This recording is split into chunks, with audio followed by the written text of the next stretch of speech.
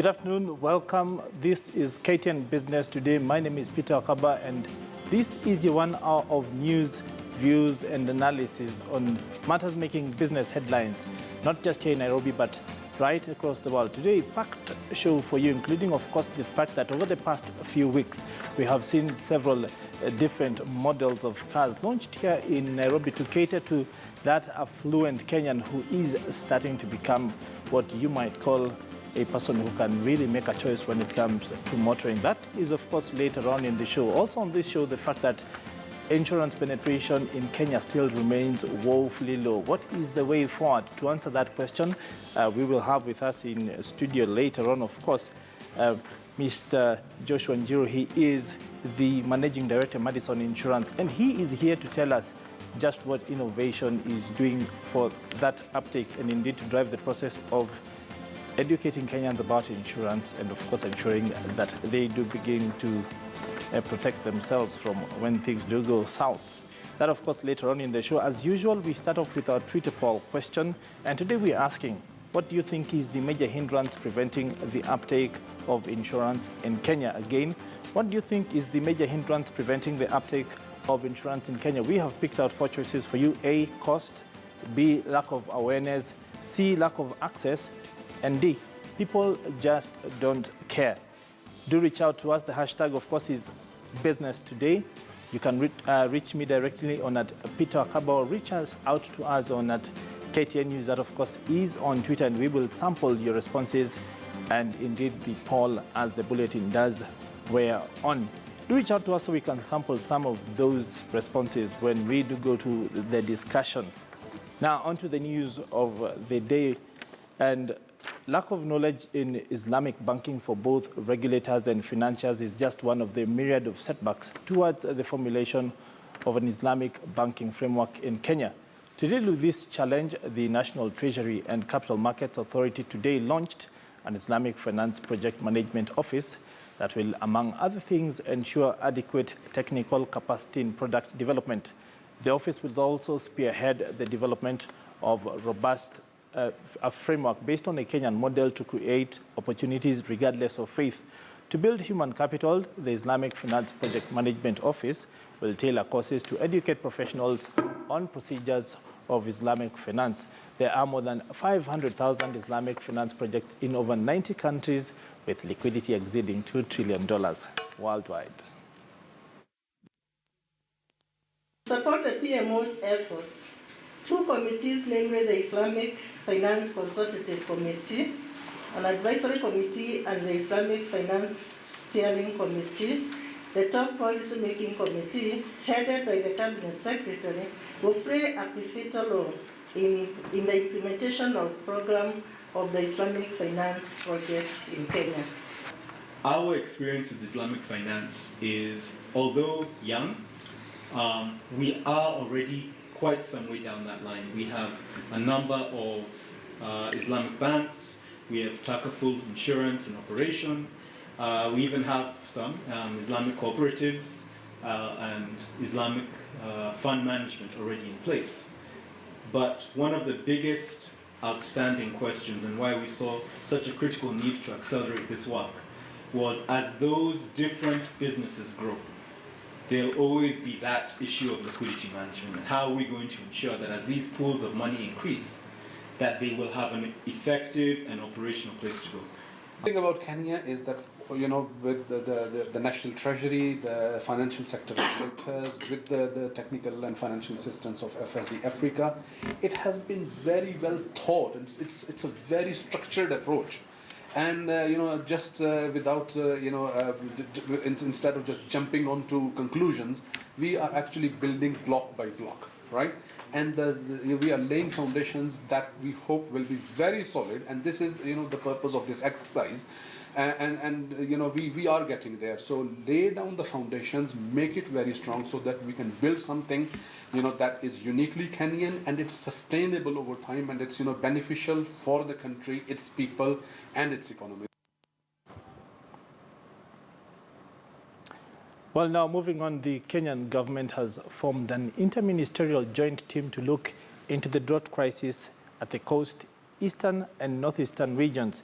Devolution Cabinet Secretary Mwangi Kunjuri has revealed that at least 1.3 million people are facing serious food and water shortages due to drought, mostly in the arid and semi-arid areas of the country.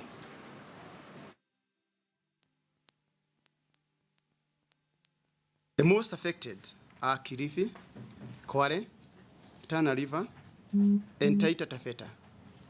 Other affected counties include Garissa, Wajir, Mandera, Isiolo, Marsabit, Makueni, Kitui, and Samburu. As a result, the drought and food security situation in these counties range from moderate to severe. This has resulted in reduced forage and water for livestock, deterioration in livestock body condition, poor crop harvest, especially at coast and lower eastern regions. Further, there is water shortage and increased risk of malnutrition. As a result, 1.3 million people in ASO counties are in need of relief food. The interventions are by both national and county governments and include provision of relief food, cash transfers, water-related interventions, health and nutrition, and livestock disease control. Going forward, both national and county governments will monitor the situation and take appropriate interventions. Meanwhile, should there be deterioration, the government has decided to take the following urgent measures. 1, constitute an interministerial joint team to determine and further identify any gaps in interventions to enable comprehensive response. At the moment, we don't have the full picture of how much the intervention will cost, but the teams will be working within the next 1 week to come up with what are the likely costs of intervention for immediate and medium to long-term interventions that are needed. Now, of course, two things immediately stand out because of that story, right? The fact that just a few months ago we covered the story of a maize and other cereals glut in parts of this country. In fact, in Samburu, a place which usually is food deficient. And indeed, the farmers, they are crying for a market as we speak and wondering what to do with the bumper harvest that they have had due to climate change. Also, of course, of interest is the fact that just about 2 months ago, the National Cereals and Produce Board announced that it was going to set out to destroy about 8 million bags of maize that had been stored for a very long time and had gone bad, part of the strategic grain reserve. And then, of course, you wonder what we are going to do next to tackle the looming crisis. Now, moving on, for the first time in the history of the East African community, several of its various bodies are facing a financial crisis. Its lawmaking arm, the East African Legislative Assembly, lays the blame squarely at the feet of member states, citing a lack of commitment. The Assembly has begun debate on a motion to call a Council of Ministers meeting to chart the way forward. Francis Mtalaki has the details on that story. And we had the Secretary General of the East African Community, Ambassador Liberat Mfumukeko, has said that they have been in contact with the 5 member states and that all is not lost. They have had challenges for a long time, and I'm very confident. When you see where the community is now, where we are at the Secretariat, where you have been for many years, the community has been able to keep you here and to keep you active. When we stand out to speak a few things, it is because we honestly believe that you of all ministers understand this house better than the rest, because you're always here with us. And I want, at least for my part, to reinstate that we speak, and whatever we raise, it's with a lot of respect to these ministers. I really have to tell you that now that we are putting in place our medium-term expenditure framework for 2016, 2019, 20, so for the next few years, we have been pushing our teams very much to think deeper and to think bigger for the community. The Assembly is in agreement that there is need for reforms with regard to Article 143 of the treaty that provides a partner state which defaults in meeting her financial obligation should be subject to such action as the summit may recommend to the Council. The members were, however, divided over the issue of defaulters. When you read the way it's worded, I would like us to get rid of that part which provides for invoking Article 146. And in resolving this, we need to look at each and every partner state in terms of how we are moving as a team. In the financial year in our possession, the financial year budget 2015-2016, Tanzania and Burundi are yet to clear their share, yet we're in the 2016-2017 financial year that began on 1st July. Burundi is yet to clear more than $5.6 million. Tanzania has more than $350,000. I agree totally, fully with the mover that the remittance of the contribution by partner states should be done timely and should be considered as a matter of priority. In the financial year 2016-2017 budget, each state had agreed to contribute $8.3 million. Tanzania, Rwanda, and Burundi are yet to deposit even a shilling. Kenya has only paid $330,000, and Uganda has paid a total of $2.2 million. Why haven't we been able to come up with this alternative funding mechanism? After passing the motion, now the East African Legislative Assembly members are urging the Council of Ministers, together with the presidents from all 5 member states, to convene so as to find a lasting solution to this problem. Francis Mtalaki, KTN News, Zanzibar.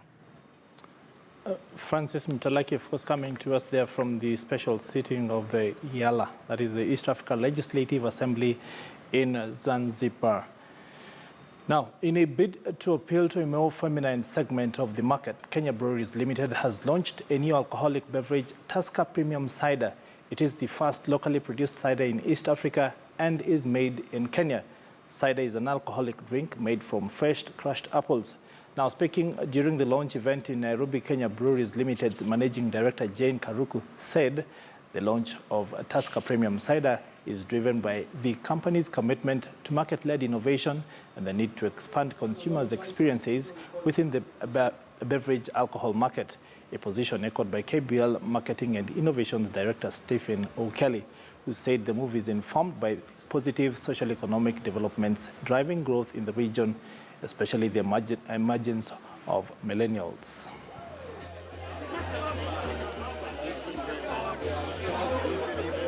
The market research that we conducted when we were developing Tusker Cider was phenomenal. People are so excited to try something new from Tusker. So this bodes for a great future for the brand.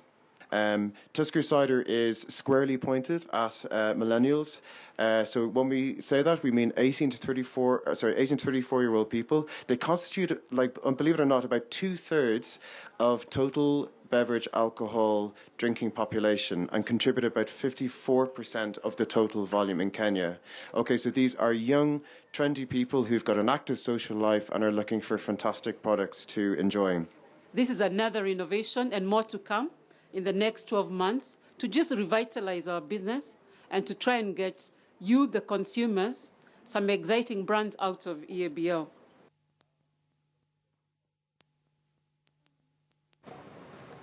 Well, indeed, quite a tipple there for your weekend, something new in the market to try out. Now, from one beverage to another, this time not really alcoholic. Now, coffee is the mainstay of agriculture in many parts of this country, especially in the central Kenya region. And today was the Farmers' Field Day for the central Kenya coffee mills, a day which farmers come together to be taught new innovations in the market, be told how their market is going, and of course, to engage with the directors of the various entities which are in their value chain in order to be able to get the best deal for their coffee for the year going forward. Now, my colleague Carol Derry has been attending this event today, and of course, he's standing by there to give us just an inkling of what has been going on. Now, Carol, bring us up to speed on how the Farmers' Field Day is going on today.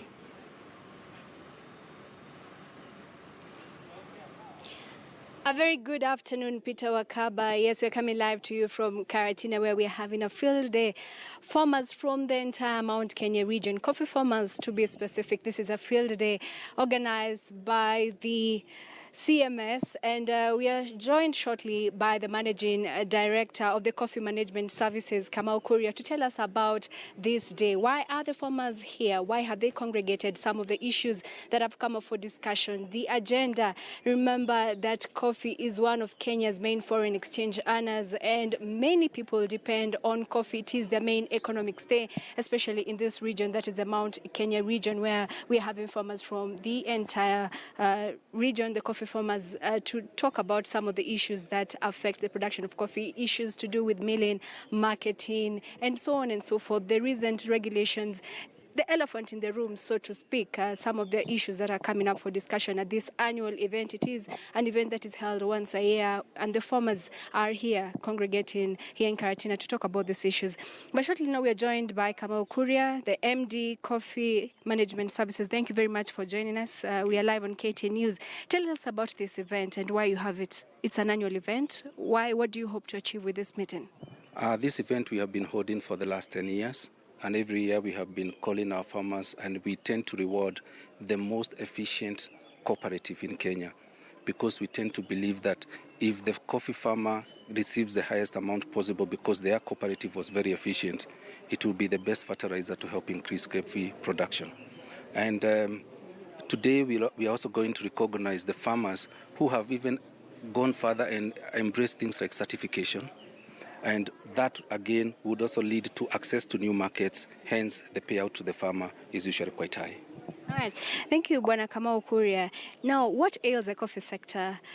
Recently, we have seen all kinds of issues affecting the farmers, starting with theft of coffee, them complaining about poor prices, or they feel that they should get more than they are getting.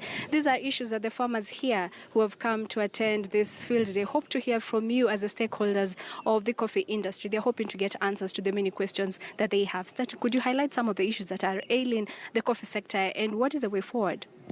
Some of the things which are ailing the coffee sector right now is the poor governance, sometimes in the cooperative sector. The ones we find we are rewarding here are the most efficient with the best corporate governance principles. They tend to retain sometimes up to 6% of whatever they receive from us. Hence, they pay the farmer at a higher price. The other challenge which we have found in the coffee industry leading to declining production is the lack of access to finance.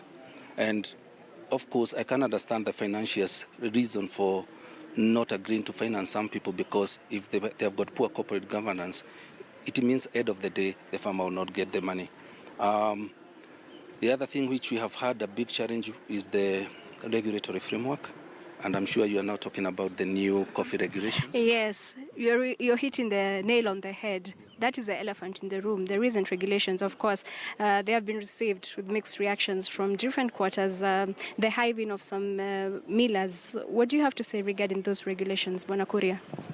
I think the president, when he came up with the need for a task force, it was driven by the fact that he would love to see the farmers getting a high payment for their work.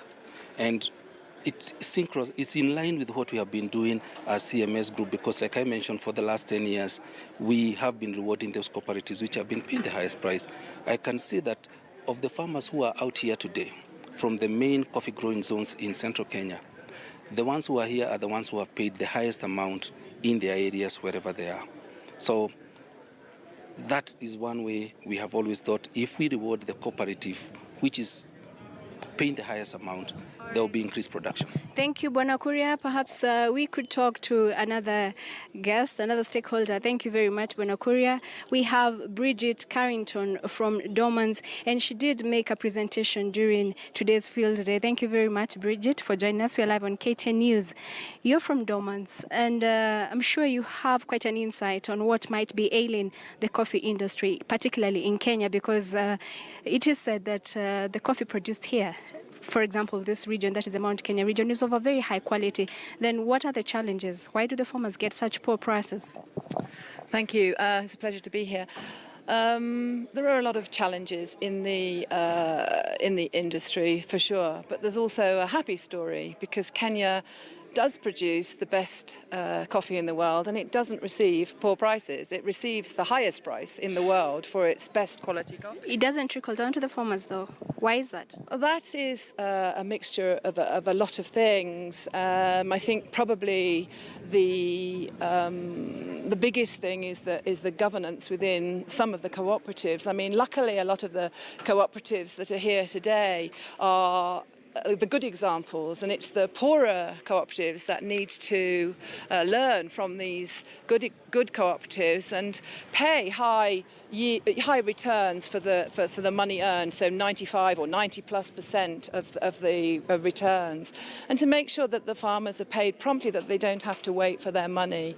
So those are issues that are not obviously of my concern, because my buyers particularly want to know that the farmers are getting a high return for the coffee that they're buying. They want to know the percentages that the farmers are getting. For me, of course, the prime thing is quality. And I come here to talk about quality, because unless we can produce the best quality in the world, we are going to be sidelined, marginalised by much bigger producers. And once they leave, they won't come back. So quality and yield is the most important message for me at an event like this. Okay, Bridget, how popular is Kenyan coffee out there? Kenyan coffee is hugely popular. It's used by a growing percentage of the market that calls itself specialty, that produces single origin coffee. There are hundreds of single origin Kenyan coffees around the world now, and there's no better advertisement than a single origin Kenyan coffee. There are also coffees out around in the world that bear the name of the cooperative, and that relationship coffee between a buyer, a roaster and a farmer ensures sustainability of the industry. Then it is quite frustrating to get reports that there are farmers who are so dejected that they are cutting down their coffee bushes, the coffee seedlings, they're doing away with them. Isn't that really a bit heartbreaking, especially for you as a key stakeholder in the coffee industry? No, that's terrible, and that's why I'm out on the field and making the message, and we need the support of the government, the extension services. I mean, CRI is here today, but it lacks the extension officers to be out in the field. The message, my message of primary processing and how important it is to produce great coffee. That's why I'm here, but CRI needs to be out in the field as well to make sure, and then those coffee farmers won't be dejected because their quality and their yields will improve, and it'll be a good business. Thank you very much, Bridget Carrington from Domas, for joining us.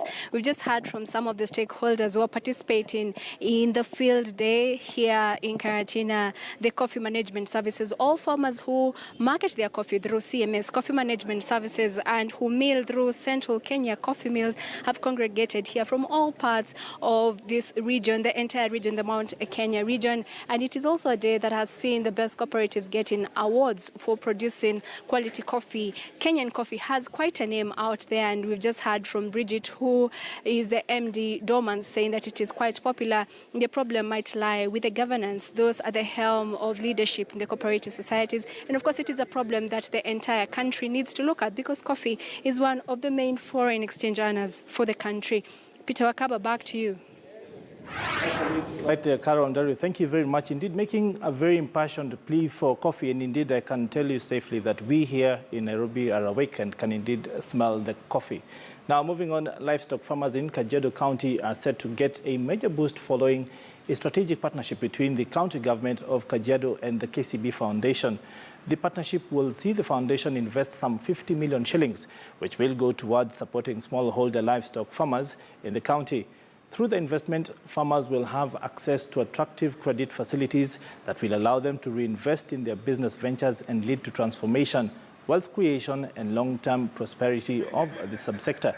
Speaking during the MOU signing event, KCB Foundation Executive Director Jane Mwangi noted that agriculture and livestock development are the most important subsectors in Kajiado County, employing about 75% of the county population and providing nearly 40% of the county's food requirements. The second phase, so we're giving them free money, not really free money, but we are enabling them with soft grants so that then they can actually try out the ideas, de-risk their businesses, and then go to the stage of being able to borrow normally. And I think that's a great thing for a corporate, a for-profit organization like KCB to be engaging in this kind of activity. I think is a really wonderful thing. And this is what we want to do as an organization. It's a commitment we've made to the community. Mifugo ni mali, but also to jiajiri. I think this is something very encouraging. As a county government, we will also be looking forward to opportunities that will allow us to come in and inject resources so that we can help these young people. Because when we get a partner like KCB, then we know that we can do a lot more because of the synergies we create. Going it alone is very difficult for government, and going it alone for you is also difficult, but the kind of synergy we create here is going to help us to harness those potentialities in our young people and to make sure that we go very far. I hope other banks will follow suit. And this is the kind of thing we need to do in partnership with governments, because governments will never have enough resources to employ people, to create jobs, to train people. We need to partner with other organizations like we are doing with the KCB Foundation. So this is the right thing to do. Now, indeed, the Tujiajiri program